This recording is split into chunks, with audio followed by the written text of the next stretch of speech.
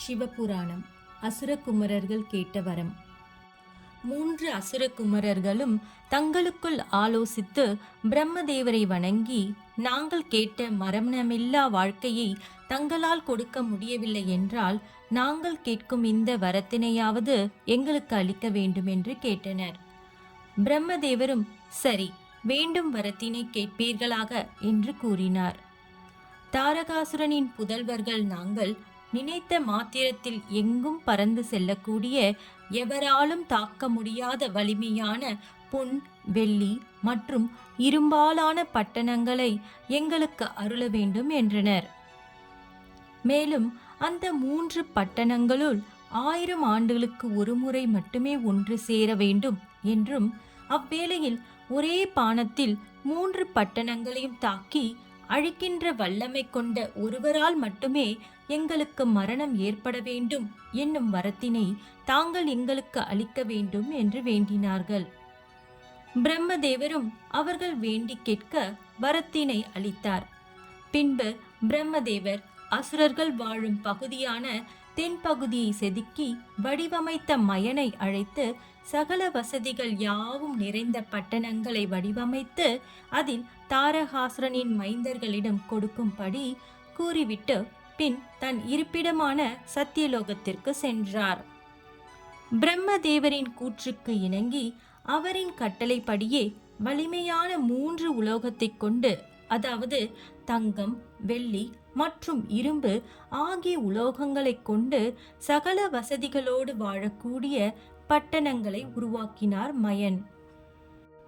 தங்கம், வெள்ளி மற்றும் இரும்பு ஆகிய உலோகங்களை கொண்டு கவின்மிகு வர்ணங்களுடன் செதுக்கப்பட்ட இந்த பட்டணங்களே திரிபுரம் என்று அழைக்கப்படுகிறது. இதில் தங்கத்தால் செய்யப்பட்ட பட்டணமானது தாரகாசுரனுக்கும், வெள்ளியால் செய்யப்பட்ட பட்டணமானது கமலாக்ஷனுக்கும், இரும்பினால் செய்யப்பட்ட பட்டணமானது வித்யுன்மாலிக்கும் கொடுக்கப்பட்டது. காஞ்சனபுரி என்று அழைக்கப்படும் பொன்னால் செய்யப்பட்ட பட்டணமானது சொர்க்கத்திலும், இரசிதரிபுரி என்று அழைக்கப்படும் வெள்ளியால் செய்யப்பட்ட பட்டணமானது மேகங்கள் சூழ்ந்த வான்வெளியிலும், ஆயாசபுரி என்று அழைக்கப்படும் இரும்பினால் செய்யப்பட்ட பட்டணமானது பூமியில் எங்கும் பறந்து செல்லும் தன்மை கொண்டவைகளாகவும் இருக்கும்படி வடிவமைத்து அதை பிரம்மதேவரின் கூற்றுக்கு ஏற்றவாறு அம்மூவரிடம் மயன் கொடுத்தார்.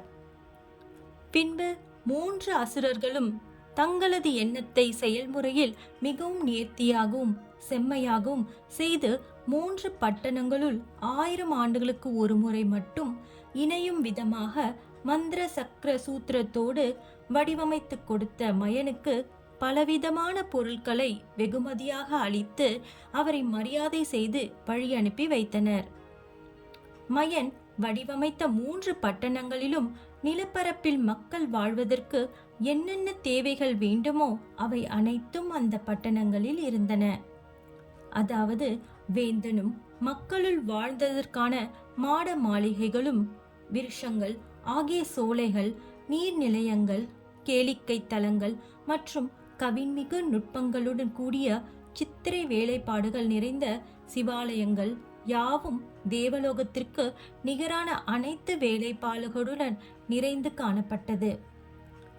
முப்புர பட்டணம் என்று அழைக்கப்படும் திரிபுரம் 3 அசுரர்களுள் தங்களது உறவினர், நண்பர்களுடன் அழகிய பட்டணங்களுக்கு இடம் பெயர்த்தனர்.